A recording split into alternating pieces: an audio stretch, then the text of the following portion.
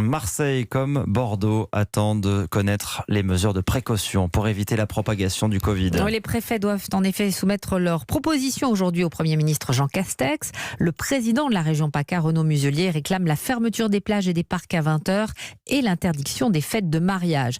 On connaît le fameux triptyque tester, tracer, isoler, mais dans ce dispositif de lutte contre l'épidémie, le maillon faible, c'est bien le traçage.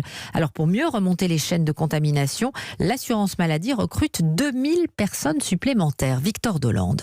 Depuis cet été, les brassages de population se sont largement multipliés, les mesures barrières considérablement relâchées. L'assurance maladie croule sous le travail et n'est plus en mesure de remonter efficacement toutes les chaînes de contamination.